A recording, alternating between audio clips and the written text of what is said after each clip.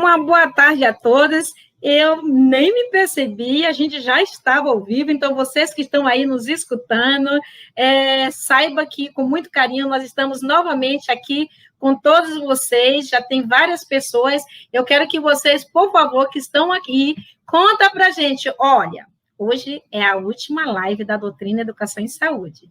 Portanto, avise aos colegas que nós estamos concluindo esse processo e eu queria, de novo, agradecer a participação do psicólogo Paulo Roberto da Silva, um excelente profissional que nos acompanhou em todas essas lives. Rara foi a live que ele não pôde participar. Paulo, muito obrigada pela sua participação, isso nos ajudou bastante, nos fez crescer muito mais. Kleber, muito obrigada, uma boa tarde para você, avise aos colegas que nós já estamos aqui, começando, esquentando os tambores, e eu queria também agradecer a você, Carla Vanessa, que também sempre nos acompanha. Muito obrigada, Carla, pela sua participação. Avisa aos colegas que nós estamos aqui. Nós tínhamos passando aí devagarzinho embaixo, que iniciaremos às 16 horas, mas nós já iniciamos, não é isso? Então, nós já estamos às 16 horas, então a gente já vai tirar esse aviso daí, porque nós já começamos a nossa live. O André Portugal está aqui. Muito obrigada, André, pela sua participação. Avisa aos colegas que nós já estamos começando. Por nada, Paulo, é muito bom ter vocês. Eu quero que vocês façam isso, que vocês comentem. Dá para ver aqui que a maioria de vocês está participando pelo YouTube. Muito bom. Ana Paula, você também é outra que esteve direto com a gente nessas lives. Muito obrigada pela sua participação. Foi muito bom ter você aqui conosco. A Karina maravilhosa, que esteve conosco aqui falando de extravasamento, que já vai defender a tese dela por esses dias. Graças a Deus, parabéns, boa tarde. Com certeza vai ser uma ótima live. Marlise, que está aqui em Salvador, que também é da mesma rede que o Matheus participa, que é uma super coordenadora, super envolvida nos processos e nos acompanhou. Muito obrigada por esse sobrenome aqui, já dá para ver que é alguém abençoado, né? Boa tarde, gente, boa sorte a todos, em especial meu filho Matheus. Ai, que maravilha, muito bom ter você aqui, muito obrigada, Papai Ricardo, por ter colocado no mundo um profissional tão especial como o Matheus. Muito obrigada. A Cristian, acompanhando a live. Cristian, muito obrigada pela sua parceria, muito obrigada pela sua participação. E, enquanto os outros colegas vão chegando, eu quero dizer para vocês que o meu nome é Lélia, eu sou enfermeira, eu sou mestre e doutora em ciências pela USP São Paulo e, atualmente, eu sou diretora executiva da Doutrina Educação em Saúde. E eu gostaria de avisar para vocês que nós estamos simultaneamente ao vivo, tanto no Facebook como no YouTube. E quem, porventura, estiver no Instagram, se você souber de algum colega que está no Instagram, pede para ir lá na bio, nós tivemos nesse instantinho agora no Instagram, e lá na bio pede para que ele entre e vai levar direto lá no YouTube.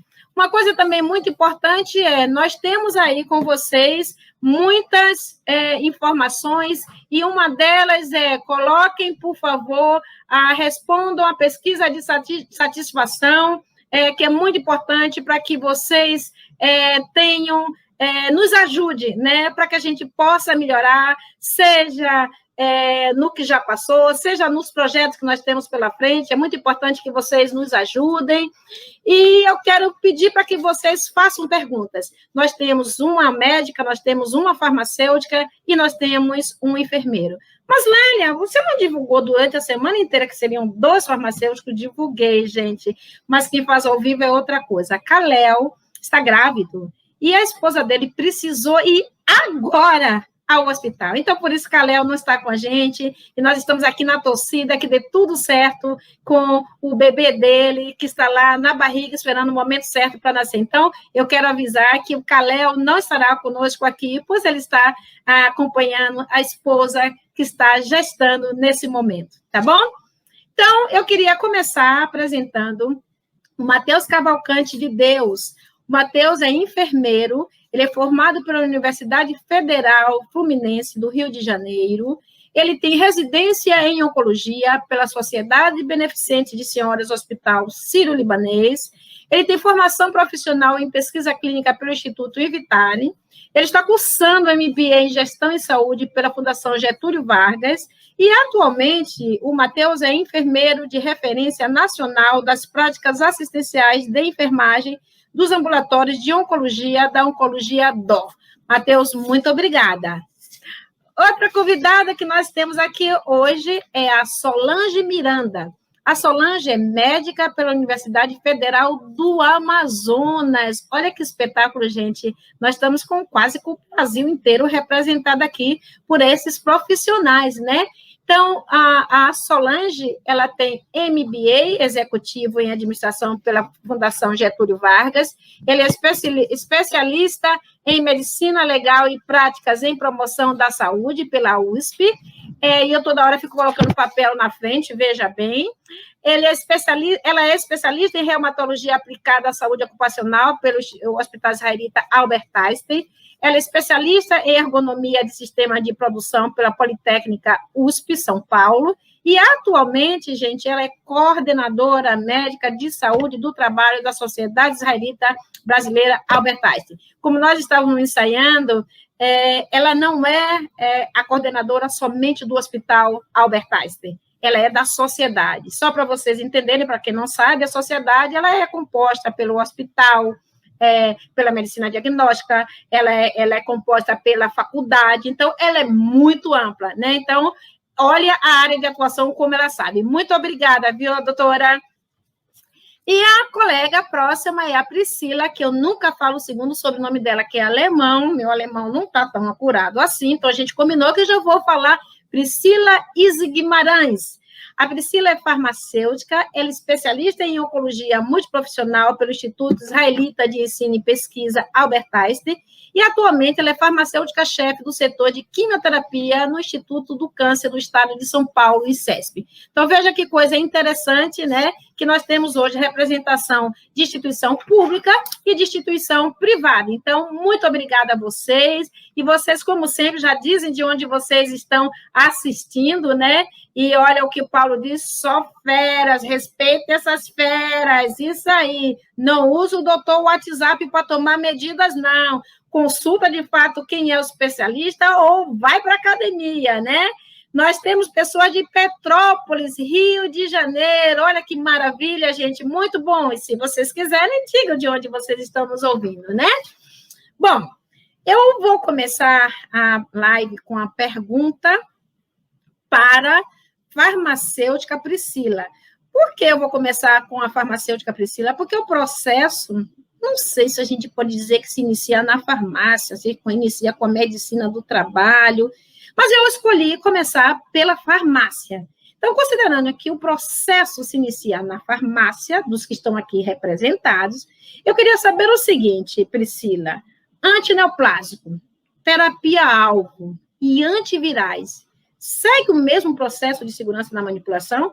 Isso porque eu tenho uma instituição onde a gente não tem uma conversa sobre antivirais e, às vezes, a gente prepara no balcão. Então, fale para a gente, Priscila, por favor, ligue seu microfone e diga se segue o mesmo padrão. Muito obrigada mais uma vez. Detalhe importante do microfone, né? Que a gente sempre esquece. Bom, boa tarde a todos que estão nos assistindo. Agradeço, Lélia, pelo convite, a oportunidade, né, a abertura do canal, primeiramente, para que os profissionais possam trazer um pouco da sua experiência, da sua prática, do seu dia a dia e contribuir com um pouco de conhecimento, né, que é extremamente importante. O que eu acho bem bacana do canal é que é sempre voltado para a equipe multiprofissional, né, o que acaba beneficiando aí vários profissionais da saúde, ele não foca somente em uma área, né? Então, isso é bem bacana. Bom, eu gostaria primeiro de enfatizar o objetivo principal aqui do tema de segurança ocupacional, que é reduzir a probabilidade de exposição do acidente, do risco, né, ao colaborador, trabalhando sempre com prevenção. Então, indo à sua pergunta em relação a se segue a mesma recomendação para a manipulação dos antineoplásicos, biológicos, antivirais, sim, né? às vezes as pessoas não se atentam muito em relação a outras drogas, né? A gente acaba focando muito nos antineoplásicos, mas as outras drogas, elas também são citadas em algumas referências. Eu acho legal, é bem interessante, que a gente utiliza bastante, é a lista da NIOSH, né? Que ela fala dos antineoplásicos e das drogas perigosas, né? Então, lá você vai encontrar as características desses medicamentos.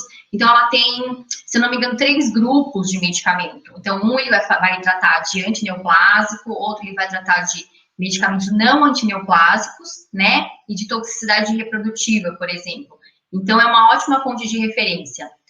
Só que a gente não pode esquecer também que essas listas, elas são atualizadas, geralmente, essa, por exemplo, a cada 2 anos.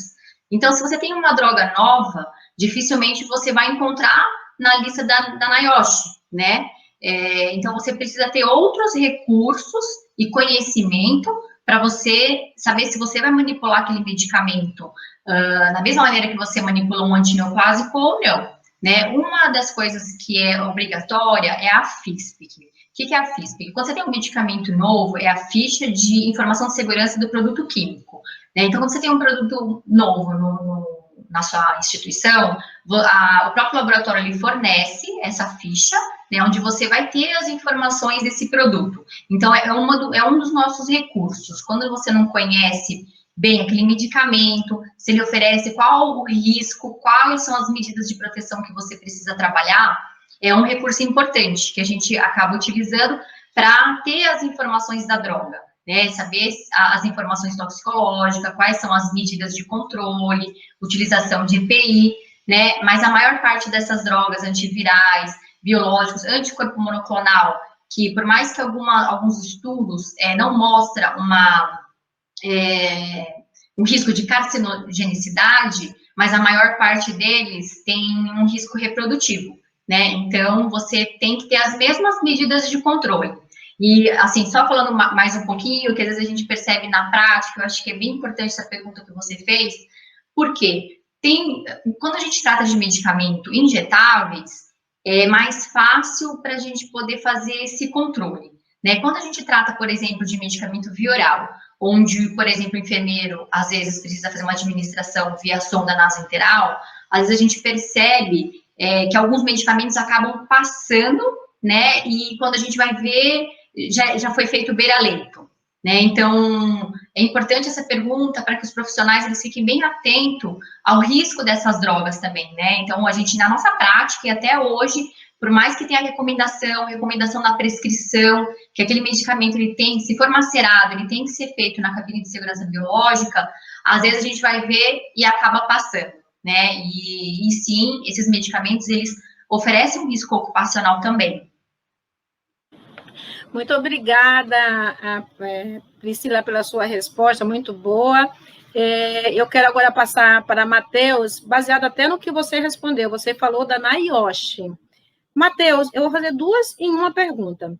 Primeiro, eu queria saber de você, Matheus, a legislação brasileira dá conta de tudo que a gente precisa?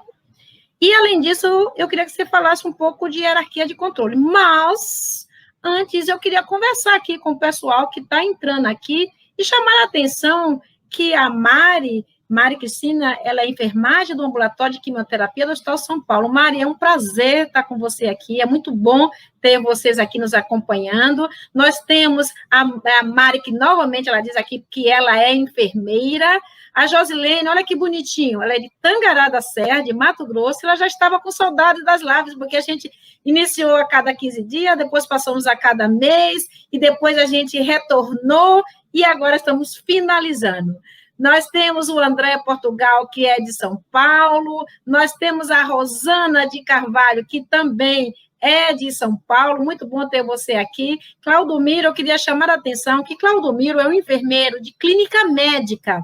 Hoje, ele tem um privilégio, aliás, os alunos dele têm um privilégio de ter a experiência dele no curso de técnico. Ele dá aula, muito boas aulas. Então, Claudomiro me disse uma coisa interessante, Lélia, nunca gostei de oncologia. Depois das suas lives, começa até a pensar de oncologia de uma forma diferente. Olha como a oncologia é maravilhosa, né? Então, Claudomiro, muito obrigada por vocês estarem aqui conosco. A Camila falando, dando palmas para Matheus. Já começa aqui Paulo falando, vamos seguir as orientações da NR 32, e a Mari já responde aqui que o prazer é todo dela. Muito obrigada, Mari. Então, Matheus, por favor, nossa legislação brasileira, inclusive a NR 32, que ele falou aqui, dá conta dessa demanda da oncologia, porque a gente fala de anticorpo monoclonal, a gente fala de tratamento padronizado, a gente fala de medicamentos que custam uma Ferrari. Isso tudo é dado conta para as coisas que, para a nossa legislação, isso tudo é dado conta? Nos responda, por favor, Matheus. Pessoal, primeiro, boa tarde. Lélia, obrigado de novo pelo convite. Priscila, doutora Solange, pessoal que está no YouTube, no Facebook, alguns colegas de trabalho, família, obrigado a todo mundo que está participando. É muito legal estar aqui, a Priscila já falou, e é muito bacana essa multiprofissionalidade que a gente tem aqui, né? Temos todas as modalidades trabalhando, temos pessoas não só concentrando no eixo sudeste e sul, temos a doutora com formação no Amazonas, isso é muito bacana para a gente trazer a experiência no todo. Respondendo suas perguntas. O que a gente tem hoje de legislação para falar sobre esse tema? Temos a NR 32 e a RDC 220. Essas duas dão conta? A resposta bem clara é não. Infelizmente, elas não dão conta por uma série de motivos, mas para a gente não fazer uma coisa tão longa, qual é o principal motivo? Especificidade. As nossas legislações, elas não são tão específicas quanto com relação ao tema da proteção mesmo. Por exemplo, a NR 32, ela diz sim, ela diz como a gente deve se proteger. Inclusive, na RDC 220, que é de 2004, a gente tem o item 2.5 dele fala: devemos utilizar luvas de procedimentos e aventais durante a administração. Fechou? É isso que está na RDC 220. Temos informação? Temos. Temos informação completa e de qualidade? Não suficiente. Então, assim, com todas as letras, a gente tem a capacidade de dizer, não, a nossa legislação não dá conta, por isso precisamos seguir para as legislações internacionais. Como bem a Priscila já disse, temos a NIOSH, que é um dos principais órgãos com relação à segurança do trabalho, ele é um órgão dos Estados Unidos, e temos também, voltado bastante para a enfermagem, temos a OMS, Oncology Nursing, que também descreve muitas situações e que vale a pena a gente buscar esses materiais. Respondendo a sua segunda pergunta sobre a hierarquia de controle, extremamente importante, gosto muito de trabalhar com esse tema, porque ele direciona as nossas ações e onde a gente deve prestar atenção. Como que funciona essa hierarquia? O desenho é uma pirâmide invertida, onde a base está primeiro e o topo está embaixo. Na base, temos as ações mais efetivas, e lá no topo que está invertido, temos as menos efetivas. Temos 5 verbos para prestar atenção em ordem de prioridade. O primeiro, remover. O segundo, substituir. O terceiro, isolar. O quarto, modificar. E, por último, proteger, que é com relação ao uso de equipamentos de proteção individual. Ou seja, como que a gente trabalha com essa pirâmide de hierarquia? Os 2 primeiros verbos, que seria remover e substituir, é um pouco mais complicado dentro da oncologia, porque utilizamos drogas que necessariamente são carcinogênicas, né, como a Priscila já disse. Então, por mais que a gente tente substituir uma por outra, vamos continuar no mesmo risco. Então, esses 2 primeiros, que são as medidas mais efetivas dentro da oncologia, a gente tem um pouco desse impasse. Então, eu gosto de prestar bastante atenção nos 3 últimos, que temos isolar, modificar e proteger. O que seria o isolar? O isolar seria isolar as pessoas do risco. Então, é onde a gente trabalha com as medidas protetivas, principalmente aquelas voltadas à engenharia clínica. Então, aqui entra a parte, por exemplo, dos dispositivos fechados de infusão. Então, nós temos aqui, como dispositivo fechado, o mais importante desses 3 tópicos que eu vou falar. Em seguida, temos modificar o jeito que a equipe trabalha. O que isso significa? A gente trabalhar com uma equipe reduzida e especializada em oncologia. que eles acreditam que essa equipe, que realmente é especialista no assunto, tem todo o entendimento necessário para trabalhar com a segurança que demanda o serviço. E, por último, a utilização do equipamento de proteção individual. E o que a gente vê? Pelo menos, eu vejo bastante aqui no Brasil, que a gente tem muito a discussão do que usar. Eu uso isso, uso aquilo, e a gente está, às vezes, concentrando esforços no que é menos efetivo. Então, por isso que essa pirâmide ela é extremamente importante de trabalhar. Eu gosto muito dela, e ela serve exatamente para isso, para direcionarmos os nossos esforços em prol da segurança do trabalhador. Muito obrigada, Matheus. Muito interessante a sua explicação, porque realmente, às vezes, a gente utiliza toda a energia na parte de menor controle, né? A gente coloca aquela paramentação toda que depois a gente vai falar, e o que é o, entre aspas, menos efetivo, porque tem outras questões a serem envolvidas, e você chamou bem a atenção ao sistema fechado de infusão, né, de preparo, que vai desde a farmácia até a entrega para a enfermagem. Muito obrigada, viu, Matheus? Enquanto os colegas vão se animando para preparar as perguntas, eu quero colocar aqui registrado e dizer para vocês o seguinte: faça um print da tela, jogue nas mídias digitais, marque a Doutrina Educação e Saúde, para que as pessoas saibam que vocês também participaram dessa nossa última live, né? A Samira diz o seguinte: boa tarde a todos, sou Samira, farmacêutica responsável na rede particular em ambulatório de oncologia e TMO. Grande abraço, muito obrigada, viu, Samira? Muito bom. E o André Portugal, ele fala que ele é farmacêutico do AC Camargo. Olha que honra, gente. É onde eu coletei os dados do meu doutorado. É uma super instituição, muito boa, assim como o ICESP também, e outras que tem aqui, que eu não quero nem cometer o pecado de não dizer o nome, mas parabéns, André Portugal, por trabalhar no AC Camargo, essa instituição tão séria, tão importante que nós já vimos aí, né? E eu já coloquei aqui, mas vou colocar aqui de novo, o Paulo, ele disse que cabe uma norma, uma NR específica para manipulação de quimioterápico. Boa ideia, porque a NR32 é muito ampla, né? Droga de risco, ela tem uma parte de quimioterápico. Muito boa a sua observação, e vamos ver se esses políticos que estão aí desorganizando a ciência, se eles escutam aí o seu recado, Paulo, e faz uma norma específica aí para os antineoplásicos. E tem um cuidado muito grande, antineoplásico, não só quimioterápico, né? Samira, ela diz que ela apoia a legislação brasileira e também usa a legislação na IOSH. Muito obrigada a todos vocês. Não deixe de fazer print para vocês postarem e marcar os seus colegas. E agora eu gostaria de fazer pergunta à doutora Solange. Essa semana nós mandamos algumas questões e vocês responderam nas nossas páginas da Doutrina Educação e Saúde, que, aliás, eu peço a vocês se inscrevam no YouTube, nos sigam no Instagram e no Facebook, que nós vamos continuar compartilhando as melhores evidências para ajudar na prática assistencial. Então, eu queria agora saber da doutora Solange, que foi uma pergunta que nós colocamos, sobre gestante. A gestante pode manipular ou ela pode instalar quimioterapia? Sim ou não? Vamos dizer, se a senhora disser, se você disser não, como é que se faz? Em um hospital, por exemplo, como a AC Camargo, que é todo dia oncologia, dá algumas dicas para a gente. Muito obrigada mais uma vez pela sua participação. Pode ligar seu microfone e, por favor, nos responda. Boa tarde a todas. Muito obrigada pelo convite. Estou muito contente, né, em participar dessa última live do ano. Me senti muito lisonjeada. Bem, antes de falar de grávida, eu só queria reforçar um pouco a questão do assunto que foi debatido anteriormente. Eu, como médica do trabalho, né, nós temos um pé na saúde pública.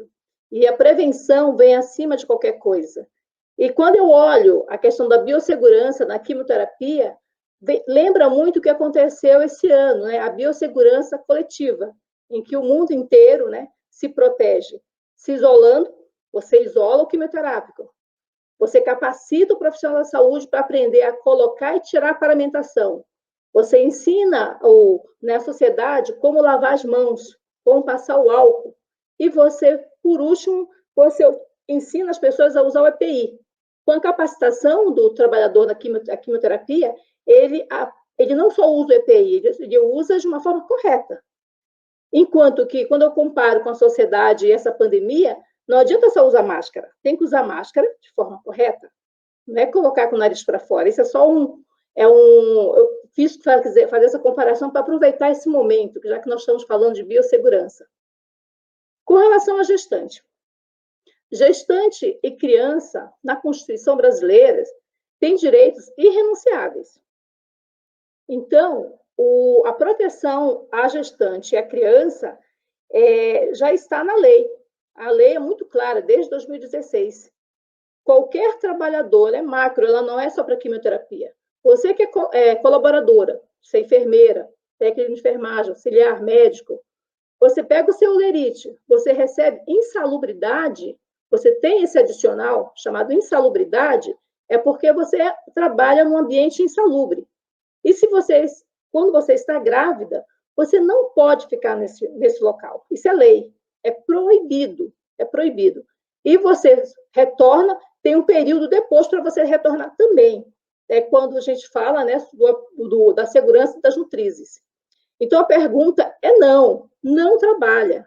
Não trabalha grávida. A gente já existe um risco enorme com todo EPI, um trabalhador não grávido. Imagine 2 em 1 dentro da área. O risco é muito maior. Então, não trabalha. Aí você diz assim, mas a empresa se sustenta? Se sustenta, é sustentável, sim. Nenhuma empresa quebra porque a sua funcionária engravidou. Não existe isso. Os hospitais não vão quebrar. Existe todo já um planejamento, né, de remonte, de sustentabilidade para substituir essa trabalhadora. Essa trabalhadora que é um valor para a empresa, depois que ela passar por esse período necessário, ela volta ao trabalho normalmente. Então, não trabalha. Então, assim, não tem nenhum tipo de exceção. Aí você pode me dizer assim, mas sabe aquela trabalhadora administrativa do setor de quimioterapia? Ela não recebe insalubridade, doutora. E ela vai ficar lá, mesmo distante, não é uma trabalhadora operacional, ela não faz a troca, ela não faz a medicação, ela não retira. Essa trabalhadora, o recomendável é que ela fique numa área mais afastada do setor operacional, durante a gravidez. E agora, durante a pandemia de Covid-19, é muito clara a portaria conjunta número 20, que saiu em junho desse ano. A mulher grávida, durante a pandemia, ela é considerada dentro de uma lista como uma pessoa que tem uma condição clínica de risco. Ela não é uma doente, gravidez não é doença, mas ela tem uma condição clínica de risco. Ela é semelhante àquele trabalhador que tem diabetes, hipertensão, doença do coração, doenças graves, imunodeprimidas, que eles vão precisar ficar realocados da área de exposição. Então, você vê que é bem abrangente a proteção à grávida no nosso país. Espero ter respondido. Muito obrigada. Olha a Ariana Martins perguntando, doutora, poderia citar, eu diria, falar novamente, né? Porque eu acho que quando a senhora falou, quando você falou, acho que ela ainda já tinha escrito. Poderia citar essa portaria? Isso é muito importante, né? Porque às vezes é o profissional e o diretor. Então, com portaria não se brinca. Então, poderia citar, por favor? Portaria conjunta número 20, de 18 de junho de 2020. Nesta portaria está incluído, né, a gravidez, as mulheres gestantes e as nutrizes, ou seria as lactentes. Elas são dentro dessa portaria, elas ficam em conjunto com as pessoas que têm condições de risco. Não vamos falar doentes de risco, se fosse doente não estava trabalhando, mas eram pessoas que têm condições clínicas de risco. Perfeito. Eu vou deixar... E a lei que eu falei, né, a lei com relação à insalubridade, é a lei número 13.287, de maio de 2016. Ótimo. Muito obrigada. Tem uma pergunta do Júnior que eu vou deixar aqui, mas já para que você se prepare, mas agora eu vou passar para a Priscila, né? Priscila, quais as medidas de controle da farmácia? Você viu que o Matheus fez uma explanação muito boa da pirâmide invertida, e eu penso que a farmácia é um lugar, eu diria assim, bastante seguro no que se refere à hierarquia de controle. Você poderia dizer o que é que vocês, na farmácia, utilizam para diminuir esse risco? Bom, vamos lá, Lélia. O que é primordial para a segurança ocupacional na manipulação, né? Primeiramente, a gente precisa conhecer, antes de falar das medidas de segurança, rapidinho, tá? Primeiro, a gente precisa conhecer as características dessa droga. A gente precisa conhecer quais são os riscos que esse medicamento causa, né? Quais são as vias de exposição. De que maneira que eu posso me contaminar, né? Via inalatória, por contato dérmico, por ingestão, em que momento que eu posso estar exposto, os momentos de maior, de menor exposição, que vai depender da atividade do que eu estou exercendo no setor, né? Então, são alguns pontos importantes de ter conhecimento. Outro seria conhecer as normas, né? Que nem o Matheus já citou, a gente está falando bastante da parte da prática baseada em evidência, né? Ter embasamento para trabalhar com segurança, adotar as medidas de controle, né? Para a gente, tanto as nacionais como as internacionais, nós já comentamos que elas são complementares, certo? Ter treinamento inicial e continuado de todas as etapas do processo e um monitoramento médico, né?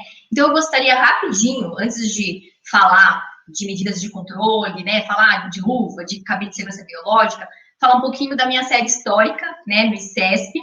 Eu trabalho na área da oncologia, na manipulação há 10 anos, e aí eu gostaria de falar um pouquinho de como que era no início, né, e a gente vê o quanto o conhecimento é importante.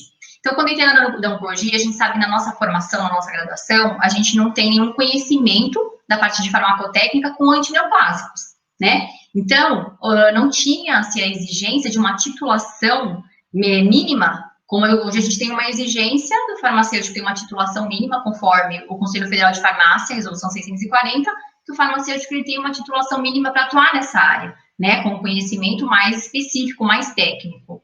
Então, como que era o nosso treinamento? Então, quando eu entrei, você entra no processo e você é acompanhado por um colaborador que está disponível, né? Então, você aprende ali a executar.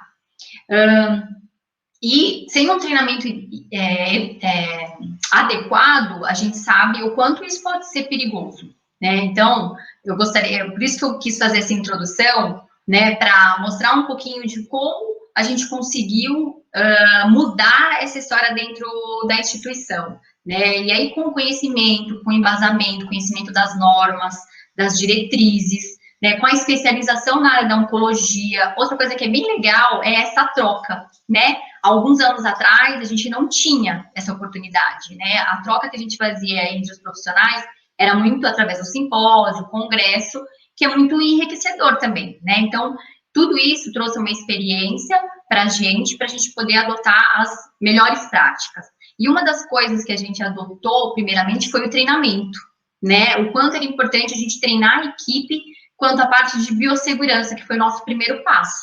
Então, o que a gente abordava na aula de biossegurança? O que a gente aborda, na verdade? Então, a gente fala das características dessas drogas, as vias de exposição, os momentos que eu estou exposto, e a gente fala sobre a parte de equipamento de proteção, né, a finalidade de como utilizar esses equipamentos, e na parte de acidente pessoal e ambiental. Então, isso foi o ponto principal para a gente poder começar a trabalhar com mais segurança, né? Eu vou dar um exemplo de como que a gente trabalhava. Então, quando eu entrei no setor, a gente tinha todas as medidas de controle disponíveis. Então, eu tinha a máscara, né, a PFF2, com carvão ativado, e aí a gente utilizava quando a gente ia manipular na cabine de segurança biológica, e quando a gente saía, a gente colocava no queixo, que incomodava, né? Mas por quê? Porque quando você não tem conhecimento, né, do risco, então você não faz um uso adequado, certo? A luva era a mesma coisa, né? Então, a recomendação que a gente conhece hoje é você utilizar 2 pares de luva durante 30 minutos ou a cada 1 hora, você tem que fazer a troca, né? E aí a gente utilizava durante a produção.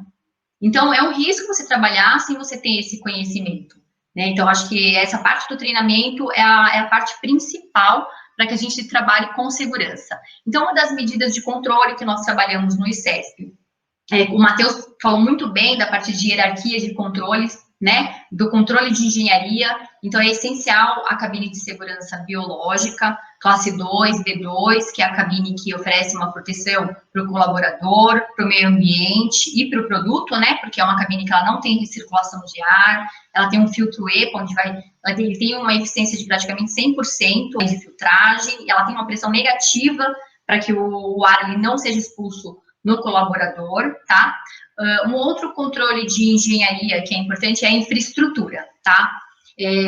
Isso, quem cita é a farmacopeia americana, tá? O capítulo 800, que nós temos agora, que fala de manuseio de drogas perigosas. Então, ele também coloca a infraestrutura como um controle de engenharia, tá? Por quê?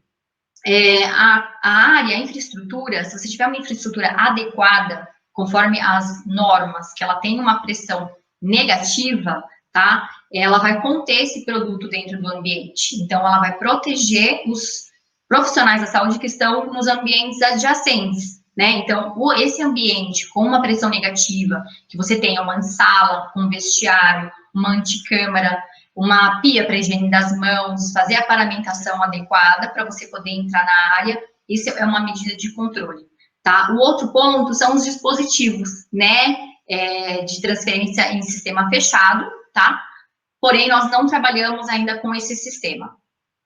Outra coisa importante é você ter os procedimentos descritos, tá? E não só descrito e disponível para o colaborador, mas sim que o colaborador tenha treinamento desses procedimentos, certo? O treinamento que eu falei que é extremamente importante, ele tem que ser inicial e continuado, isso é uma coisa que a gente vem aprendendo cada vez mais, porque uma instituição que não tem um centro de treinamento específico, né, com profissionais dedicados para isso, é difícil a gente fazer treinamento inicial e continuado. Eu acho legal até aí os profissionais que estão nos assistindo, né, e falar se vocês fazem treinamento inicial, se vocês fazem treinamento continuado, se vocês conseguem fazer na prática de vocês, se vocês têm uma equipe dedicada para isso, porque é um grande desafio para a gente, né, essa questão de treinamento. É extremamente essencial, porém, dar continuidade, fazer uma reciclagem, não é fácil. E as normas recomendam, né? Além de você ter que ter um treinamento inicial e continuado, você tem que ter uma avaliação de efetividade desse treinamento. Né? E como que vocês fazem, né? Ajuda a gente aí, né? Essas lives são legais porque a gente consegue trocar, não só a gente aqui está falando, mas que os profissionais também tragam um pouco da sua experiência para nós, porque para a gente, para mim, pelo menos, é um grande desafio, tá?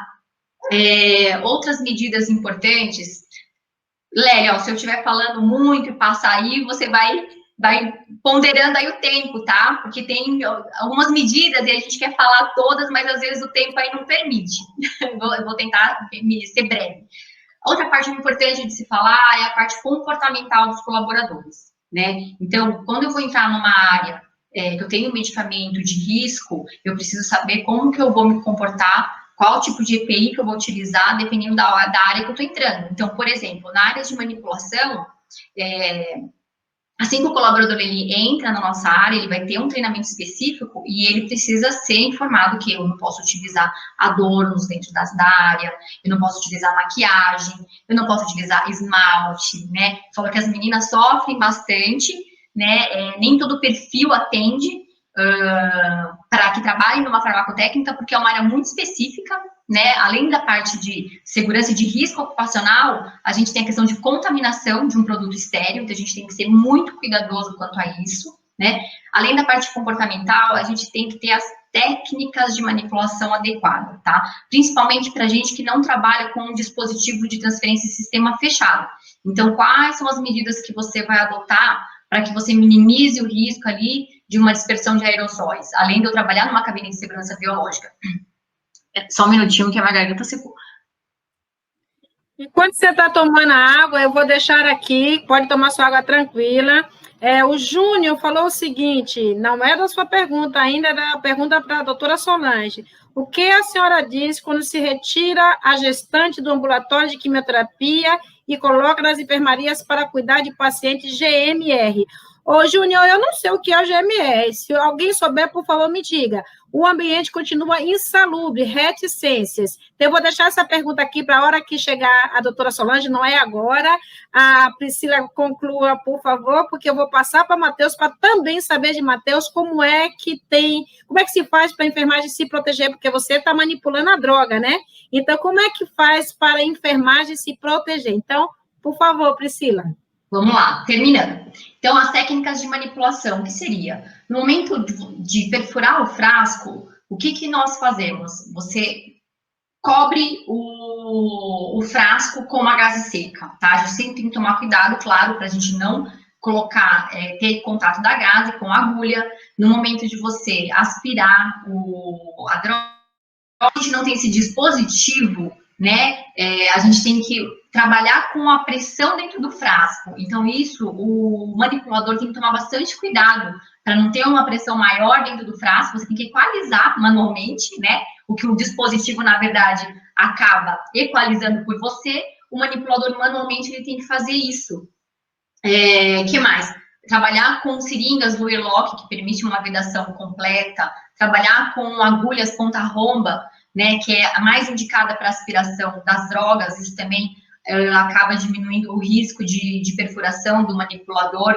Outro ponto importante é a limpeza, né? Quando a gente pensa em limpeza, a gente pensa muito na parte de controle microbiológico, mas a gente tem que pensar que, por exemplo, dentro de uma área limpa, ela já é bem limpa, porque a gente entra com todos os equipamentos de proteção. Só que a gente tem que pensar na descontaminação do produto químico, porque a gente sabe que tem estudos que mostram que a gente pode ter resquícios no frasco, né, do quimioterápico. Então, por onde ele passa, você pode ter contaminação da superfície, de bancada. Então, essa descontaminação, essa limpeza que a gente pede para que seja, que seja feita, e tem que ser feita, né, 3 vezes por dia, está bem relacionado também com a parte de descontaminação do produto químico, tá? Bom, acho que eu vou parar por aqui para passar para o Matheus agora. Muito obrigada. E olha o que a Samira diz. Doutora Priscila, é um grande desafio a educação continuada na farmácia. Eu não sabia disso, viu, Samira? Que interessante. Diferente da enfermagem, que já tem essa cultura enraizada. É fato. A enfermagem nasce sabendo que ela tem que ser treinada. E sabe o seguinte, Samira? Até de tanto treinamento, às vezes, na minha opinião, a gente tolhe um pouco o pensamento criativo, o raciocínio crítico da enfermagem. Às vezes, né? Tudo tem que ser dosado. Treinar não quer dizer amém a tudo. Treinar é você dizer como é que nós, nessa instituição, atuamos. Mas, mesmo assim, a gente deve estudar, questionar, e a coisa tem que ser realmente utilizável a todos, né? Então, obrigada, Samira, por essa informação, e realmente a Priscila chama com muita atenção essa questão. Eu já tinha feito a pergunta para Matheus, mas eu quero colocar aqui do Renato, né? O Renato diz o seguinte: eu gostaria de saber do enfermeiro Matheus, se, por exemplo, se nos testes de pH urinário ou teste de hematúria, quer dizer, mexer em excretas, né? Acho que é isso, deve estar totalmente paramentado com todas as EPIs. Abraço para esse fera na oncologia. Então, essa pergunta aqui, Matheus, eu acho que ela soma com o que eu perguntei, que é como fazer sob medida de proteção para a enfermagem. Por favor. Vou responder por etapas para a gente tentar ilustrar bem a situação. Eu, como enfermeiro de oncologia, eu quero só primeiro completar o que a Priscila falou, só para a gente ter uma ideia que antigamente o enfermeiro manipulava a quimioterapia e, assim, será que a gente sabia de todas essas técnicas, equalizar a pressão dentro do frasco? Será que somos realmente o profissional mais adequado para fazer isso? Então, eu acho que porque muita gente ainda questiona, né? Temos ainda, às vezes, algumas pessoas que pensam a enfermagem perdeu espaço. Será que a gente perdeu espaço com isso? Acho que não é uma questão de espaço, acho que a gente tem que levar em consideração segurança e competência, né? Temos outras competências, os farmacêuticos são extremamente importantes e tem outras competências no cuidado também. Então, é só uma coisa que ficou mesmo na minha cabeça, porque também não sabia dessa questão técnica de equalizar. Você vê que é realmente uma coisa que foge da nossa realidade e muitas das vezes, principalmente antigamente, quero acreditar que isso tenha ficado mais no passado, onde a enfermagem tinha mais essa manipulação, não sei se a gente fazia isso. Então, vamos voltar para a nossa parte. Para instalar a quimioterapia, a gente tem bem descrito pela OMS e pela NIOSH. De novo, vou falar desses órgãos internacionais. Por quê? Porque a nossa legislação não foi clara nesse aspecto. Tá? Ela diz o material, como eu já falei para vocês, RDC 220, item 2.5, está lá dizendo, devemos utilizar luvas e avental. Mas faltam informações. Então, a NIOSH, junto com a OMS, eles foram... Começou em 2004, quando a NIOSH fez o primeiro comunicado sobre prestar atenção nessa situação, e eles foram atualizando. A atualização mais recente, em consonância com a OMS, o que eles dizem de uma forma bem enfática? Instalar a quimioterapia. O enfermeiro deve utilizar avental impermeável, de punho longo, fechado e também fechado nas costas. Tá? Então, punho justo, né? Isso que eu quis dizer. Punho justo e avental fechado nas costas. Esse é o avental. E 2 luvas para instalar a quimioterapia. Isso é o que tem descrito, documentado e evidenciado, que é o mais importante, para instalar a quimioterapia. No momento da instalação, a OMS também recomenda que, entre a conexão do equipo e do dispositivo venoso, seja colocado gaze embaixo dessa conexão para possibilidade, enfim, de algum resquício de alguma coisa. Uma outra prática também, uma outra boa prática, que aí já vem também da farmácia, que a OMS também preconiza, é que seja preenchido esse equipo com uma solução que não seja a droga, né? Então, é importante a gente frisar isso também, que eles pedem que seja preenchido, por exemplo, com soro fisiológico esse equipo, ou soro glicosado, enfim, de acordo com a propriedade da droga. Então, para instalar, a gente tem essa recomendação bem respaldada. Renato, obrigado pela pergunta. Respondendo a sua pergunta, que eu já vou fazer o gancho com a outra parte que tem da instalação de quimioterapia e manuseio discreto. A OMS separa entre instalar quimioterapia venosa e as outras modalidades que a gente tem. Então, a gente tem quimioterapia intramuscular, a gente tem quimioterapia subcutânea e tem quimioterapia intravenosa. Esses 3 recebem a mesma recomendação. 2 luvas, avental impermeável, longo, punho justo e fechado nas costas. Ponto. Para quimioterapias na modalidade intravesical, intraoperatória e aerosolizada, não é um tipo muito comum que a gente tem, não é uma apresentação muito comum que a gente tem no Brasil, porém ela existe. Inclusive tem um artigo recente que foi utilizado gemcitabina para tratar osteosarcoma, então é uma coisa bem recente isso, e na modalidade aerosolizada, nesse tipo de instalação, o que a OMS, em conjunto com a NIOSH, recomenda? Utilizar 2 luvas, avental impermeável, longo, punho justo, fechado nas costas, além de máscara com proteção PFF2, seja essa máscara N95 ou com carvão, enfim, elas são PFF2, óculos e a proteção full face, que é o que a gente ficou tão famoso agora na pandemia também. A mesma recomendação, agora respondendo a pergunta do Renato, se dá para manuseio discreta com risco de respingo. A OMS é muito específica. Então, se a gente for considerar o procedimento de um paciente que está realizando quimioterapia, que é no caso de fazer o teste de pH urinário, imagina um paciente fazendo uma ifosfamida, por exemplo, uma quimioterapia que tem um risco altíssimo de uma hematura, né, de uma cistite.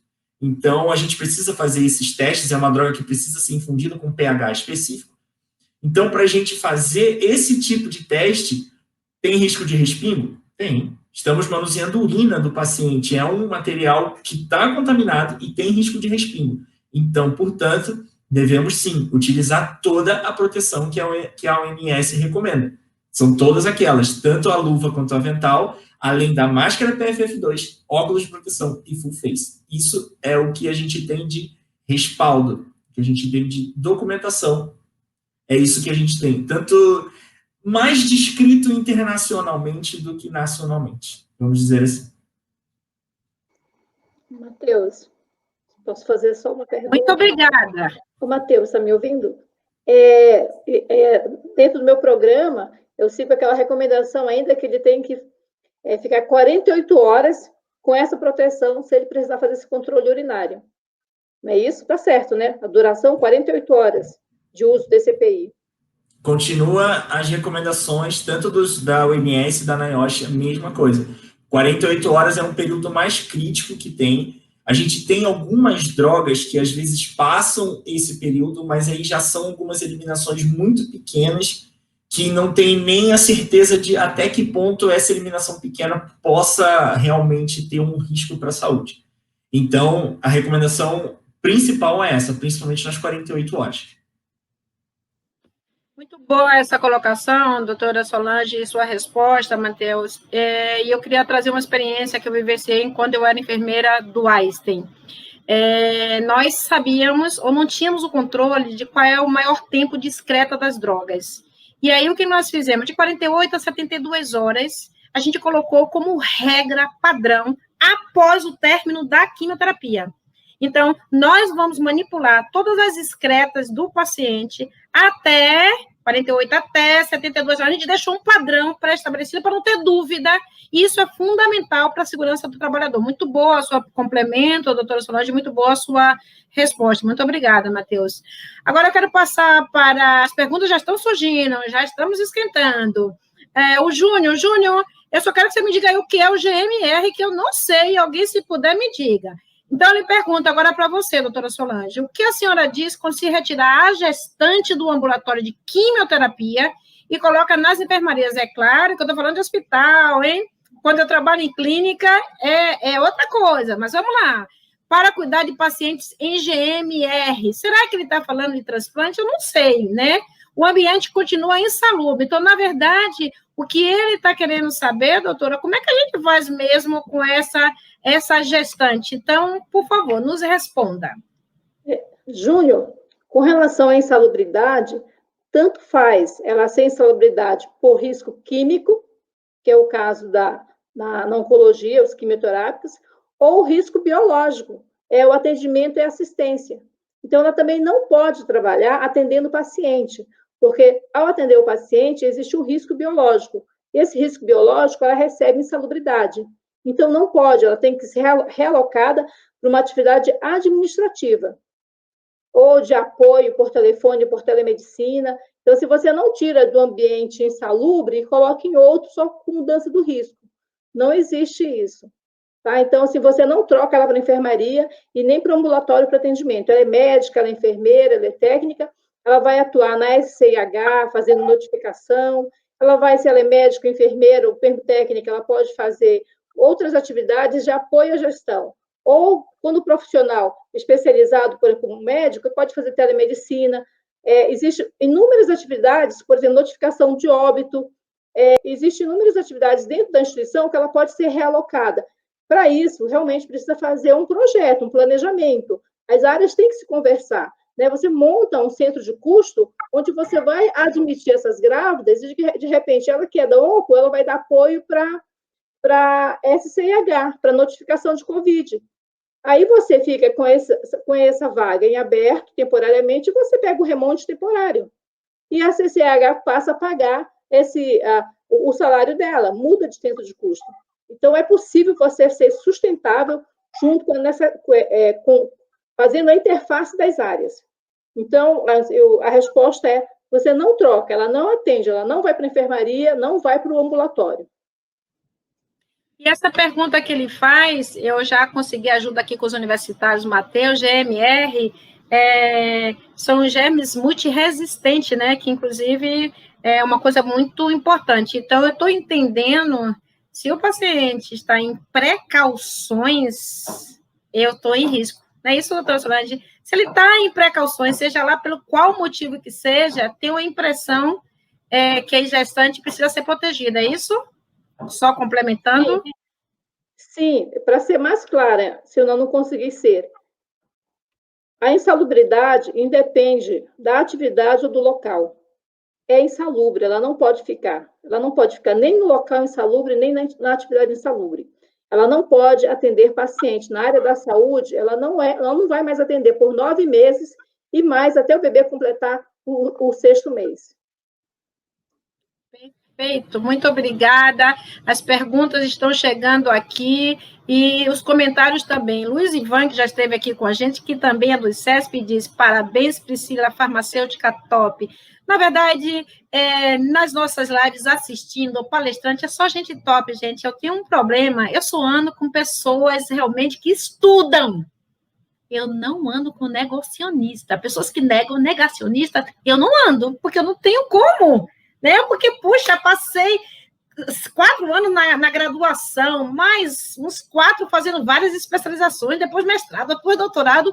Eu desaprendi a lidar com quem nega a ciência. Eu não sei. Eu só sei trabalhar com gente assim, e são essas pessoas que estão aqui com a gente nas nossas lives. Então, Priscila, obrigada a você, inclusive, pela dica da Priscila, né? E todo mundo fala isso, né?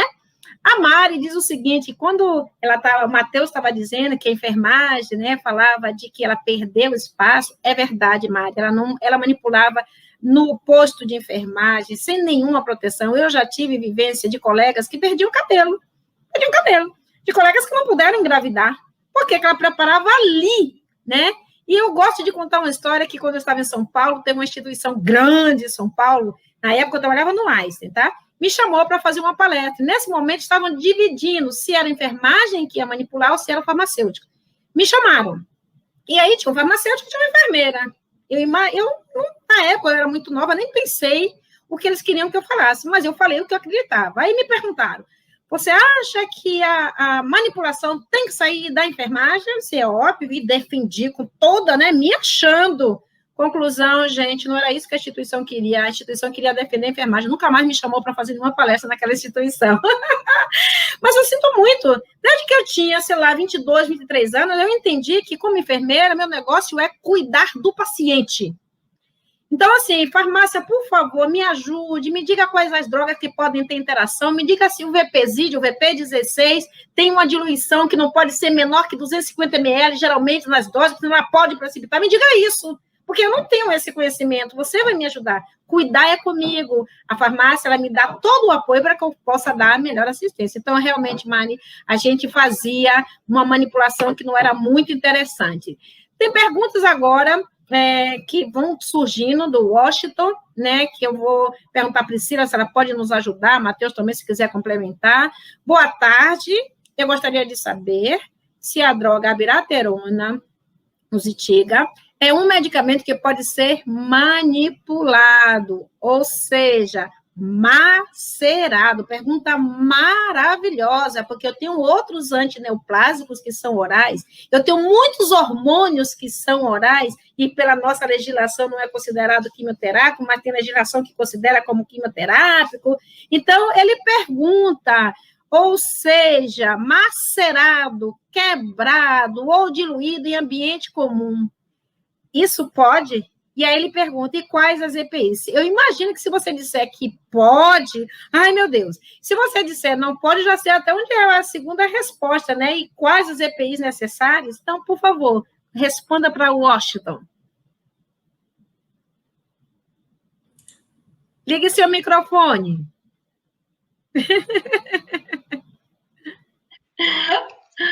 Tem que avisar que eu sempre esqueço de ligar e de desligar, inclusive, né? Boa tarde, eu agradeço a pergunta, né? Acho que essa interação é importante, né? Se torna mais enriquecedora aqui a live com a interação de vocês. A abiraterona, eu tenho quase 100% de certeza que ela está na lista da NIOSH, né?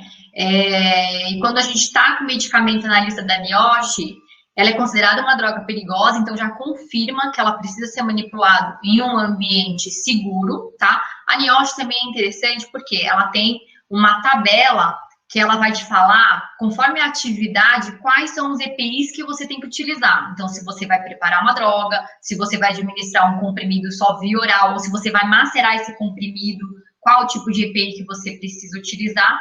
E para você fazer um medicamento via sonda nasointeral, que você vai ter que quebrar, vai ter que macerar esse comprimido, os EPIs, eles são os mesmos, né? Então, eu tenho que utilizar 2 luvas, eu tenho que utilizar a cabine de segurança biológica, eu utilizo a paramentação, o macacão, ele não muda quando eu preparo um medicamento injetável, né? Então, na instituição, o processo, ele é o mesmo, ele não muda nada. Tudo bem? Muito, muito obrigada. Não sei se o Matheus quer complementar aí. Só um detalhe. Na lista da NIOSH, quando você entra, adivinha qual é o primeiro quimioterápico que está na lista? A abiraterona. Porque a classificação é por ordem alfabética. Então, o primeiro que está é a abiraterona. Então, assim, só para complementar mesmo, é exatamente isso do que a Priscila falou. Então, além da parte dela de manipulação, também são os mesmos cuidados para instalar, que, igual eu falei antes, é um quimioterápico, é considerado quimioterápico uma droga de risco, então, para instalação, recomendado utilizar 2 luvas, avental É o que o Renato está complementando aqui, muito bom. Ou seja, gente, não dá para dormir no ponto. É para ficar direto conectado, porque assim, não dá, não tem como, né? Muito obrigada, viu? E obrigada, Renato, também pela sua contribuição. E aí vem uma pergunta, Matheus, que é o seguinte. A Camila Loyola, ela diz, gostaria de saber, para o enfermeiro que instala quimioterapia, qual a máscara correta a ser utilizada? Ô, Camila, essa pergunta sua é maravilhosa. Sabe por quê, Camila? Nós ensaiamos bastante, né? Nós fizemos perguntas. E o Matheus já tinha dito, essa pergunta não vai faltar. E que bom que ela não faltou. Matheus, então vamos lá. Já que ela está falando de instalação, você é enfermeira, então, por favor, responda para a Camila e para todos que estamos escutando aqui. E digo aí, vocês que trabalham nas instituições, até aproveitando essa pergunta de Camila, antes de Matheus responder, você utiliza máscara para instalar quimioterapia? Sim ou não? Responda aí rapidinho. Vocês, enfermeiros que instalam quimioterapia, vocês utilizam máscara para instalar quimioterapia? Sim ou não? Responda. Matheus, enquanto eles vão respondendo, por favor, responda a Camila. Não faltou, né, Lélia? Bem que a gente falou, não ia faltar, eu sabia que não ia faltar. Enfim, eu vou tentar contextualizar vou me alongar um pouco, já peço desculpa por isso, mas eu vou tentar contextualizar, porque eu sei que... Matheus, desculpa, olha as respostas chegando, olha aí, eu perguntei sim ou não. A Marlise disse que usa máscara, a Andréa Pádua diz que PFF2, a Adriana Martins disse sim, a Andréa já foi falado, o Ismael disse sim, a Mari diz assim, sim, mas confesso que a requisição às vezes é difícil. Aí o Júnior diz, só de carvão ativado em drogas vesicantes. Olha que legal, olha que interessante. Renato, sim, na instituição de trabalho utilizamos máscaras. A Josilene dizia, eu utilizo a PFF2 com carvão ativado. Pessoal, enquanto o Matheus está aí, eu quero saber o seguinte, até onde eu sei, eu descobri agora na pandemia, essa máscara não é barata, é uma máscara que tem um custo relativamente alto. Vocês que usam essa máscara, vocês também utilizam sistema fechado de infusão de antineoplástico? Responda aí, gente, porque parece que o sistema de infusão, os conectores, é um custo elevado e não usa. Vocês utilizam isso, gente? Me diz aí, vocês usam sistema fechado de infusão? Nenhuma quimio de vocês é instalado com sistema aberto, onde você vai lá, conecta, desconecta. É assim, gente? Matheus, é com você. Acho que esse é o momento. Olha, peraí, olha aí, as pessoas estão perguntando, né? Não, ele está colocando sistema de infusão, sim, olha que legal. Já temos resposta. A Débora disse que sim, usa sistema de infusão, olha, legal. Sistema fechado, tem vários aí, várias empresas que vendem, ou poucas empresas que vendem esse produto, todo mundo está dizendo que sim, ó, está facilitando, a coisa está ficando mais interessante, você está vendo, né, Matheus? Então, Agora pronto, Matheus, eu vou ficar quieta, não vou perguntar mais. Responda. Acho que esse é o momento que a gente chegou na live que ou as pessoas vão me crucificar ou então vão querer me perguntar o tempo todo. Não tem problema, estou aberto para qualquer tipo de dúvida, tá? Qualquer coisa para me achar, esse é o nome que eu estou em rede social, enfim, pode me achar à vontade, pode me perguntar, porque eu acho que é um assunto... A ideia das lives até que estão sendo feitas, que vieram aí ao longo do ano, acho que o principal é isso, é democratizar a informação. Eu não quero ficar Matheus, sabendo, e não quero que só a NIOSH saiba, não. Eu quero que todo mundo saiba, entendeu? A ideia é todo mundo que trabalha saber e fazer o que é baseado em evidência, que é o que eu vou sempre bater na tecla. Vamos lá. Máscara.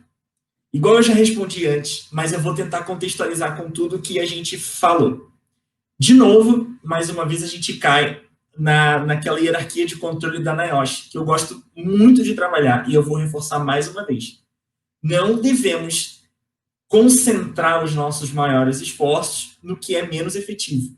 Então, no caso, de acordo com essa hierarquia de controle, menos efetivo é o EPI. Então, assim, essa discussão é saudável acontecer? Claro que é saudável acontecer. Porém, os nossos esforços não devem ser maior nesse aspecto. Temos outras questões para nos preocuparmos, igual a Lélia já levantou, com relação ao sistema de infusão. Isso, dentro da nossa hierarquia de controle, ele é muito mais efetivo do que a utilização do EPI. Tá? Então, acho que a gente deve olhar com muito carinho para isso. E a gente tem outras questões que eu já falei que eu vou me alongar, desculpem pessoas, outras participantes, mas essa eu vou precisar me alongar um pouco. Então, vamos lá. Para instalar a quimioterapia, com relação à evidência da NIOSH e da OMS, se for quimioterapia intravenosa, não precisamos utilizar máscara. Para instalar a quimioterapia, 2 luvas e avental impermeável. Por que disso? Tá? Agora é a parte que eu vou me alongar. Por quê? Todos os estudos que foram feitos, eles mostraram que a principal via de contaminação na parte da instalação, tá? Estou sendo bem enfático na instalação, porque a Priscila, como farmacêutica, trabalha com uma outra esfera, que é a manipulação. Então, a gente está sendo aqui específico na instalação. A principal via de contaminação é a dérmica. Não é pouca diferença, são, assim, 95% de transmissão dérmica. Então, devemos nos proteger toda a parte dérmica, onde a gente tem mais controle. Por isso, o que a OMS recomenda? 2 luvas, avental, trabalhar com a instalação de quimioterapia sempre abaixo do nível dos olhos, né, para você... Desculpa, a instalação não, né, que ela fica acima, mas a parte de conexão, que ela fique abaixo do nível dos olhos, e onde você conecta equipo com dispositivo venoso, tem uma gase embaixo. Essa é a recomendação. Qual é o risco que pode ter no momento?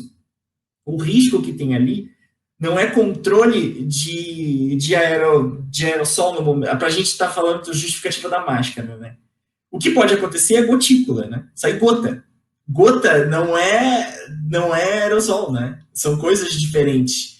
Então, a máscara, ela tem um outro tipo de proteção que é para aerosol. Então, a gente precisa focar os nossos esforços nos dispositivos que, de fato, vão controlar a emissão desse aerossol. Então, é onde a gente entra com um dispositivo fechado de infusão, que é onde a gente tem os conectores valvulados, e a gente tem também os equipos, né? Os equipos fechados, os equipos especiais e os materiais que ficam lá na pontinha do equipo, que também diminuem a geração de aerossol.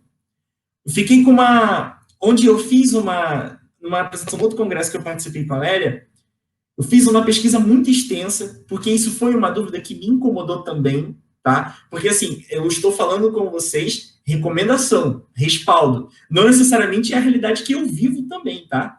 Então, assim, vale muito essa questão do processo, da gente trabalhar com calma. Se a gente quer fazer uma prática baseada em evidência, precisamos ir com calma, né? Precisamos mostrar os estudos, onde eles estão se baseando. Não é chegar de uma hora para outra, não, tá falando isso, eu tenho que fazer assim, não vou mais usar. Devemos respeitar regras locais, o tempo da instituição, mostrar convencer, para aí sim a gente ter uma prática em todos com consonância, para não criarmos revoltas, né? A gente não quer isso, a gente tem um ambiente de trabalho, queremos ele saudável e baseado em evidência. Então, para isso, temos que ir com calma, mostrar os melhores estudos, e daí sim para a gente convencer. Então, eu fiquei com várias dúvidas quando eu vi esse aspecto também. A primeira dúvida que eu fiquei, que aí já complementando a pergunta que a Lélia fez, se eu não tiver o dispositivo fechado de infusão, eu continuo não usando máscara? O meu risco é maior se eu não tiver o dispositivo fechado de infusão? Essa foi a primeira dúvida que eu fiquei. Essa dúvida eu tirei diretamente com o OMS. Tá, eu fiz isso. E recomendo a vocês também. Caso vocês queiram fazer, façam. A OMS tem um canal via e-mail que eles realmente respondem. Tá? A resposta não demorou um dia para chegar. Eu mandei na manhã, a resposta chegou na tarde do mesmo dia. Falei direto com uma enfermeira especialista da OMS. Agradeci horrores, porque foi uma honra para mim. E ela foi muito clara na sua resposta. Qual é a resposta?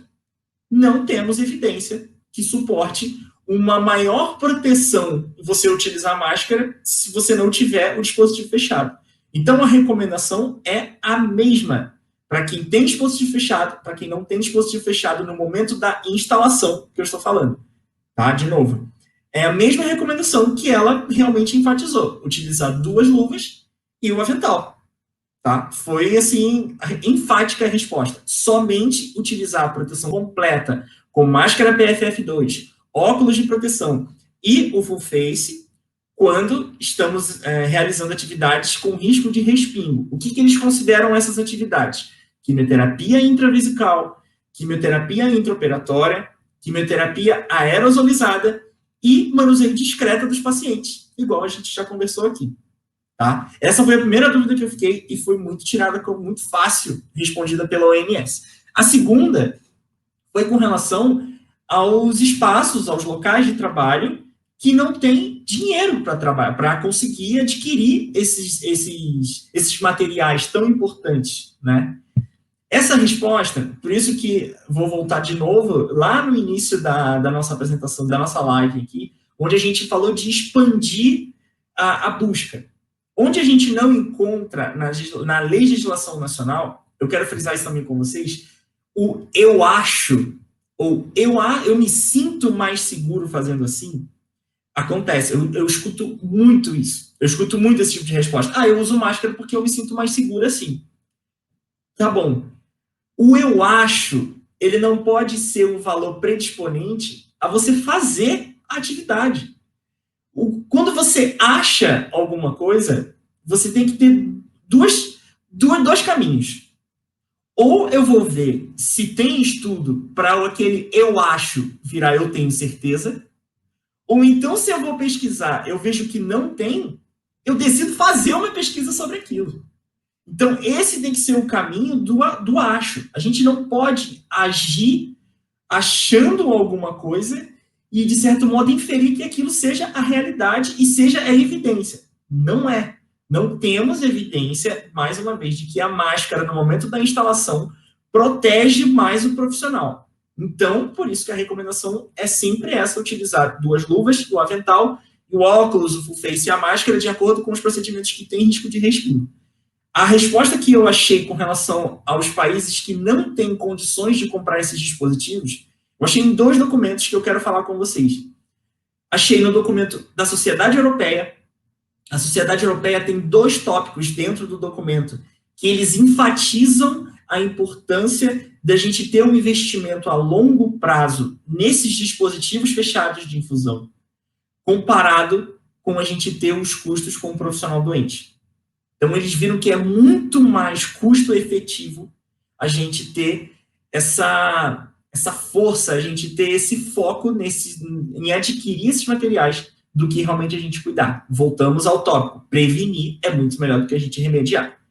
E o segundo documento que eu achei foi o documento da Sociedade Pan-Americana de Saúde. E lá, a Sociedade Pan-Americana tem um documento específico voltado para regiões que não têm condições de adquirir esses materiais. A gente fala que são os low resources. Não tem realmente dinheiro para comprar esse material. Quais são as recomendações? E nesse documento, por incrível que pareça, eu achei a mesma recomendação. Qual é a recomendação, mesmo que você não tenha condições de comprar? Utilizar 2 luvas de procedimento, duas luvas testadas para quimioterapia, que é uma modalidade diferente, e o avental impermeável, mesmo no documento onde diz que não tem dinheiro para comprar esses dispositivos. Ou seja, todos os documentos, eles têm uma consonância com os principais órgãos relacionados ao assunto de segurança ocupacional, que é a NIOSH e a OMS. Então, é muito legal. Eu fiz uma pesquisa assim que eu me encantei muito com os resultados que eu achei, porque eu pesquisei mesmo, sabe? Eu vi a América do Sul, assim como eu vi a África, eu vi a Ásia e fui vendo no documento. Por exemplo, na África, a Priscila já tocou nesse assunto, a África ainda está identificando que o principal para eles é a educação. Então, assim, eles não chegaram nem ao ponto ainda de ver dispositivo fechado ou de EPI, nada disso. Eles ainda estão na educação para tentar deixar um continente em consonância com a importância de você educar e de você treinar profissionais para trabalhar nessa área. Tá? Então, desculpa se eu me alonguei, mas acho que eu consegui responder. Caso eu não tenha conseguido, estou à disposição, pode procurar, enfim. Pergunta de novo aqui na live que a gente está de olho. Muito obrigada, Matheus. Realmente, eu acho que você respondeu pelos comentários que estão aqui, te agradecendo, falando excelente. Seu pai deve estar super orgulhoso de você. Sua mãe também, que aliás não a viu hoje, hein? E aí a Ana Paula pede, dá para você disponibilizar? E aí eu não só peço para você, como também já aviso que quando terminar a live, Matheus, a doutora Solange e a Priscila também vão responder as perguntas que porventura não tenham sido respondidas, porque, pessoal, já vamos acabar a live. Já estamos a 1h17. Você acredita como a coisa passa, né? Mas antes de acabar a live, a última live da Doutrina, Educação e Saúde, porque nós não vamos mais fazer live, nós vamos passar para outras modalidades, porque todo mundo está cansado de live, mas é engraçado, né? É cansado, estamos a 1h18 e não percebemos que o tempo está passando, né? Muito legal. Obrigada, Matheus, sua resposta foi maravilhosa. Eu gosto muito, Matheus, de profissionais como vocês todos que já passaram por aqui. Um dos papéis da doutrina é dar evidência a esses talentos que somente as instituições muitas vezes conhecem. Porque acho que muita gente já conhece Lélia, né? Lélia já está batida, né? Lélia já está aposentada. Mas as pessoas precisam conhecer outros profissionais, como a doutora Solange, como a Priscila, como o Matheus, e nós precisamos revelar novos talentos, porque a coisa precisa seguir, né? E novos talentos não dependem de idade.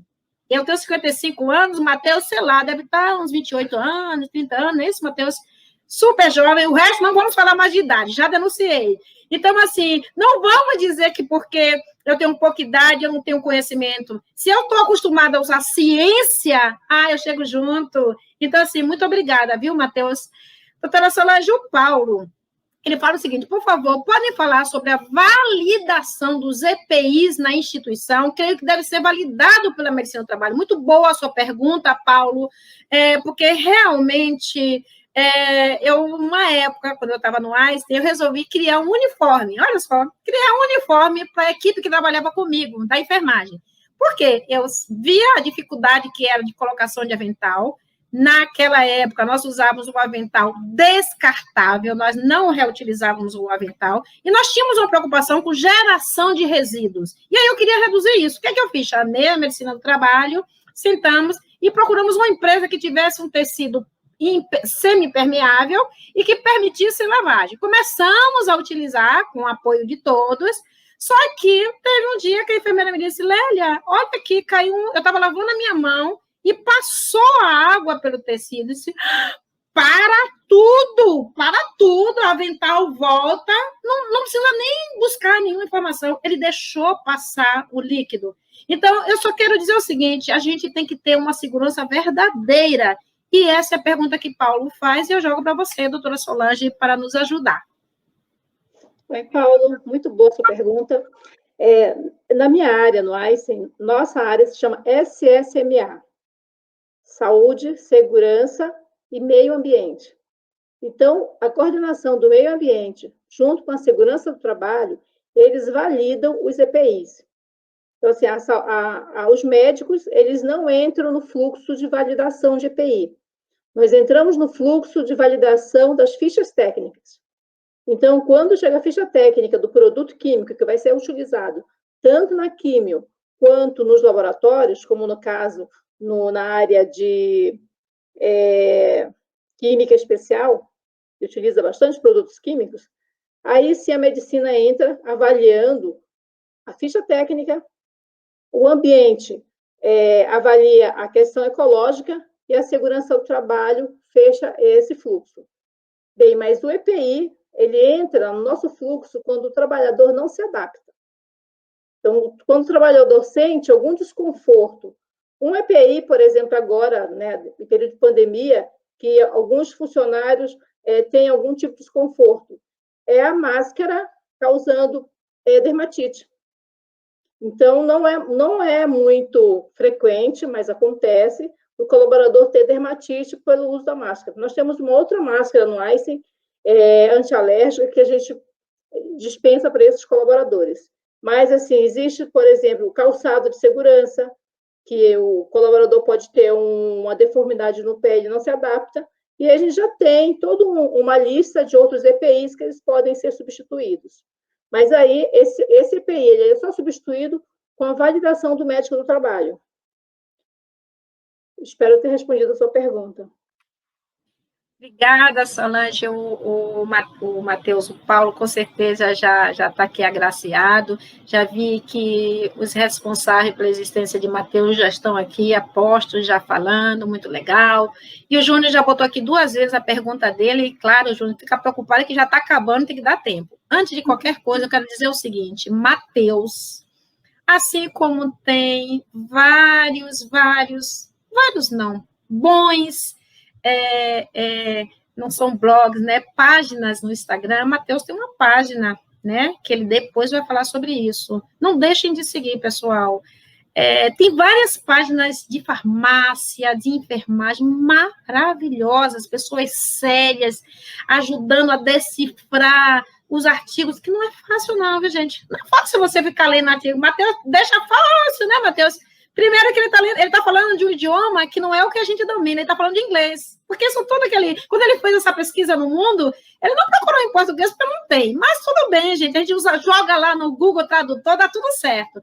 Não é fácil. Mas essas páginas todas no Instagram, no Facebook, tanto de farmácia, como de enfermagem, como de fisioterapia, são maravilhosas. Adoro todos vocês, Descomplicando a Oncologia. Tem um monte de páginas maravilhosas e que nenhuma termina prejudicando a outra, muito pelo contrário, se une. Então, Matheus, depois você, por favor, fale da sua página, tá? O Júnior quer saber o seguinte, gostaria de saber o motivo de usar 2 luvas na instalação da quimioterapia, uma vez que o equipo vem preenchido com soro da farmácia, portanto, ao conectar o equipo com o extensor de 2 vias, que é o Polifix, não se tem contato com a quimioterapia. Olha, antes até de Matheus falar, Júnior, me permita dizer o seguinte, quando a gente trabalha com risco, a gente trabalha com a possibilidade de ocorrência daquilo que a gente não espera, né? Então, eu queria só dar uma chamada que, assim, eu sou de uma época de usar um equipo para administrar a droga mesmo, farmacêutica, Taxol, e que eu tomei um banho de Taxol, porque o equipo que se usava, ele não passou por esse crivo que a doutora Solange falou, e muito importante, e ele era pouco resistente, ele era de qualidade baixa. E na hora que eu fui instalar, tudo bonitinho, na hora que eu fui controlar o gotejamento, ele desconectou e eu tomei um banho de quimioterapia, tá certo? Então, assim, por favor, responda aí, Matheus, por que usar 2 luvas? Júnior, obrigado pela pergunta. A gente, hoje, como a Lélia falou nisso, a gente tem uma baixa hoje, que é o Kalel, claro que é um motivo extremamente feliz, que é por conta da gravidez, né, da esposa dele. Porém, quando a gente estava discutindo, ele deu um exemplo maravilhoso sobre luvas, e esse exemplo foi dele, eu quero deixar bem claro, e eu quero me apropriar disso, porque isso foi muito legal e esclareceu muita coisa, tá? As luvas, por mais que elas sejam testadas com a quimioterapia, ela tem sim um índice de permeabilidade, tá? Ela tem esse índice, é bem baixo, Por isso que as luvas testadas com quimioterapia, elas são usadas nesse controle, porque elas têm um nível muito mais baixo de permeabilidade. Porém, existe sim. Por isso, como também a Lélia já falou, a gente trabalha evitando o risco, pensando que pode acontecer alguma coisa. Então, sim, a gente precisa utilizar 2 luvas por conta dessa permeabilidade. E ele deu um exemplo maravilhoso que foi com relação à bexiga de festa, né? Por exemplo, se a gente guarda uma bexiga de festa cheia, né? A gente deixa ela guardada por muito tempo, ela esvazia sozinha. Não tem um furo, não tem nada que tenha acontecido com essa bexiga, mas ao longo do tempo, ela vai esvaziando. Então, a gente consegue perceber que existe, sim, uma permeabilidade no material. E é o mesmo pensamento da luva. Então, é por conta disso, Júnior, que a gente precisa usar 2 luvas e o avental ser impermeável. Eu queria só complementar uma das respostas que eu dei. Eu não mencionei uma outra situação que é extremamente importante da gente utilizar todo o EPI. Derramamento de quimioterapia, tá? Caso aconteça o derramamento de quimioterapia, é recomendado utilizar todo o EPI. Então, 2 luvas, avental impermeável, óculos, máscara PFF2 e proteção full face, tá bom? Só complementando que eu esqueci desse detalhe.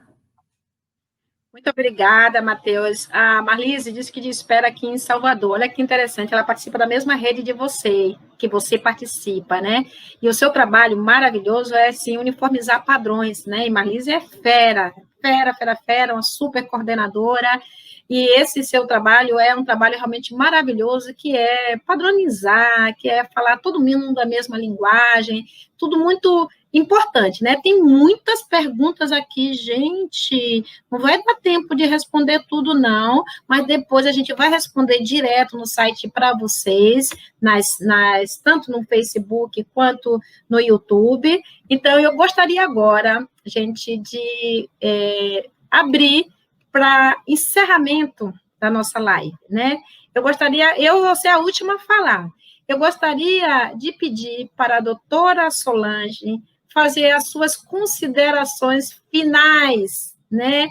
O que você gostaria de deixar de recado, né? Considerando que você está numa estrutura que eu conheço, eu fiquei 25 anos dentro do Einstein, eu sei qual é a estrutura, mas justamente porque eu fiquei 25 anos dentro do Einstein e hoje estou há 4 fora, eu sei que é possível fazer 99% do que eu fiz dentro do Einstein. É possível, né? Porque basta querer e estudar.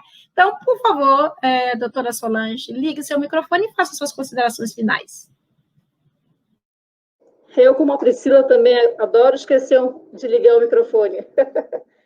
Bem, gente, foi muito rico, né? Toda essa palestra, gente. E, assim, quando eu olho desde o início da nossa conversa, vem algumas palavras: prevenção, capacitação, protocolo. Então, tudo isso com um único fim, né? Proteção.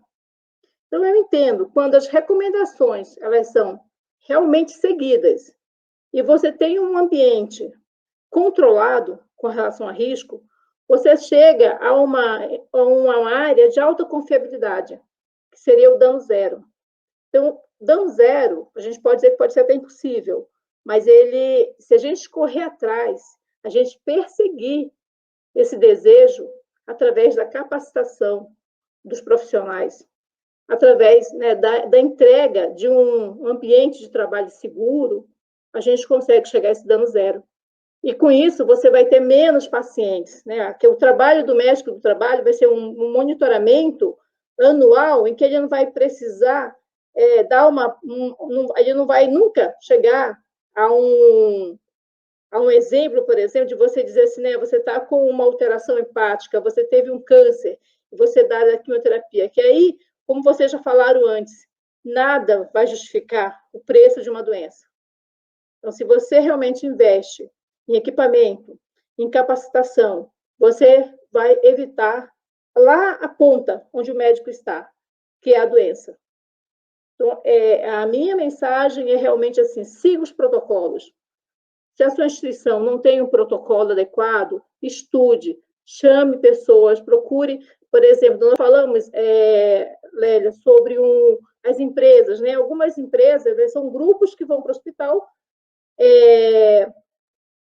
atuar com quimioterapia e o médico do trabalho é um médico terceirizado, é um consultor, por exemplo. Então, o consultor, ele não é só para fazer ASO, por favor, ele tem que se envolver com os riscos, ele tem que ajudar a montar os protocolos de segurança. É isso que eu tenho para dizer. Boa tarde. Muito boa tarde, muito obrigada, doutora, foi maravilhosa. Hoje eu concluo as lives da doutrina realmente com chave de ouro. Muito obrigada. Agora você, Priscila, por favor, faça suas considerações finais, nem vou dizer, ligue seu microfone. Eu estou aprendendo agora, né? Bom, eu gostaria de agradecer, né, essa aula, né, porque para mim foi uma aula, a gente participa, mas a gente aprende muito, aprendi muito hoje. Vou te procurar, hein, Matheus? Vou te seguir, vou procurar, já sei onde eu vou achar minhas referências. Bom, acho que a mensagem final aí, a Solange já falou muito bem, né, o Matheus já falou muito de medidas de controles de segurança, mas trabalhar com as medidas de segurança, adotar os treinamentos que eu aqui enfatizei bastante, que é extremamente importante. Não adianta ter medida de segurança, mas não ter um treinamento adequado para isso, né? O outro ponto é a gente trabalhar com a equipe, né? Por mais que eu falo porque a gente não tem recursos, né? Eu sou do SUS, então, para a gente, às vezes, alguns processos são mais restritos, né? Mas que a gente não desista, né? Porque eu posso falar com muito orgulho, né? Da minha equipe, do meu setor de farmácia, a excelência do nosso trabalho. Isso é pelo engajamento da equipe, por ter farmacêuticos muito bem capacitados, engajados, uma visão crítica, que eles trazem solução, eles querem o melhor para o setor, né? Então, acho que isso é importante. Às vezes a gente foca muito na questão de processo e esquece do colaborador, né? Então, tem que ser em conjunto. Eu tenho que focar, é importante o meu processo, porém, eu preciso ver sempre o lado do colaborador também, né? Então, acho que é a equipe que faz a diferença dentro do setor. Muito obrigada, Priscila, foi maravilhoso mais uma vez ter você aqui pertinho do meu coração. Com certeza é muito bom poder unir vocês para facilitar a segurança, o trabalho dos profissionais de saúde. Muito obrigada, viu? Vou deixar o Matheus penúltimo, que eu serei a última, fazendo considerações finais. Eu queria só fazer um complemento, o seguinte, pessoal, o Matheus falou, eu vou repetir. Estamos em pandemia. Protetor facial e máscara é para todo mundo. É em casa, é no hospital. Essa pandemia vai acabar, gente. Vai acabar. Quando ela acabar, as coisas precisam voltar ao que era. E ao que era é o que ele está chamando o tempo todo. Instalar a quimioterapia até a data de hoje, não há referência segura para você usar máscara. Nesse momento agora, não mexe em nada. Siga com a sua máscara, porque é a proteção sabida para a Covid-19. Essa é a proteção que nós sabemos. Então, agora, não mexe, não. Segue com a máscara. Mas essa pandemia vai acabar. Eu acredito, gente, aliás, eu não aguento mais, eu quero aglomerar, eu quero abraçar, eu quero fazer essas coisas boas, né? Mas vai passar. Nesse momento, agora, não vou fazer nada disso, porque eu quero estar viva, eu quero que você, pessoa que eu amo, que você esteja viva, eu quero que as pessoas de risco estejam vivas. Eu não quero colaborar para o aumento das pessoas dentro do hospital. Então, só para ressaltar isso, tá bom? Matheus, por favor, suas considerações finais e fala da sua página, por favor, que eu já sigo e é muito boa. Obrigada.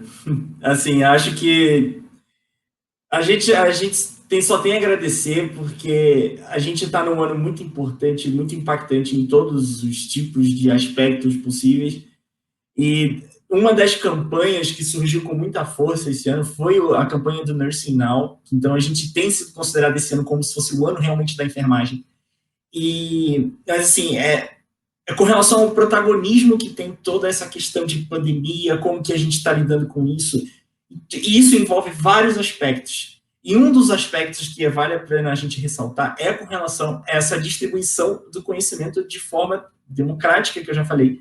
E isso você, ao longo desse ano, você foi apresentando ao longo das suas lives, a gente vai sentir falta, vi colegas, não só colegas de trabalho, mas eu vi amigos participando aqui de lives, Então, além disso, eu vi referências, pessoas que foram chefes minha em outro serviço, enfim. Então, é muito legal toda essa troca. E hoje, eu estar aqui no final, na última live, nesse momento tão marcante, assim, para mim é uma completa honra. Então, se eu for deixar realmente algum recado final, primeira coisa, evidência, que são as palavras que a doutora Solange falou, protocolo, tudo isso, aqui eu deixo é evidência, prática baseada em evidência. Não devemos usar aquilo que eu acho, aquilo que eu acredito, somente para guiar decisões. A gente precisa de respaldo técnico, científico, bem feito, para aí sim a gente fazer um trabalho com confiança e com certeza do que a gente está fazendo. A segunda mensagem que eu quero deixar, já que a Lélia me deu esse espaço, eu fiz uma página, tá? A ideia é realmente a gente discutir sobre oncologia, que eu sou, acho que vocês conseguiram perceber, é uma área que eu sou apaixonado. Então, é aquilo que me move realmente. Eu tenho 29, tá, Lélia? Você falou da idade, eu tenho 29 anos. Então, assim, é aquilo que me move. Eu fiz uma página no Instagram, o nome da página é MCD Oncologia, são as iniciais do meu nome. Então, a MCD Oncologia, todo dia eu posto alguma coisa, eu posto discussão, eu quero instigar vocês, enfim. Eu quero que a gente participe. A ideia é a gente fazer a comunidade oncológica falar a mesma língua, baseada em evidência. E obrigado mais uma vez, Lélia, pelo convite.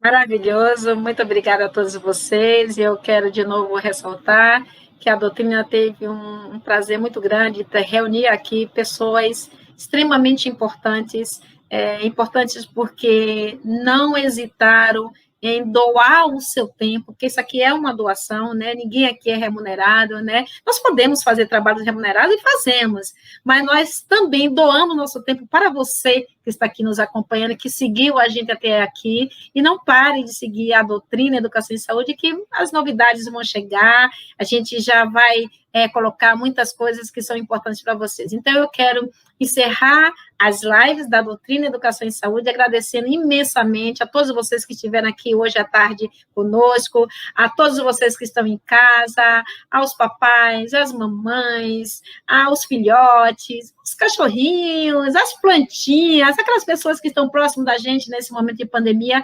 agradecer a vocês e dizer, sigam as páginas que nos levam para maiores conhecimentos, porque o paciente é o que há de mais importante em nossas vidas de trabalho. É por ele que nós fazemos isso. Então, por ele, vamos nos manter seguros, né? Que é o objetivo dessa live. Por eles, vamos nos manter seguros para que a nossa vida possa dar continuidade. Então, assim, eu encerro as nossas lives. Muito obrigada a vocês. Tenham uma boa tarde, todos vocês.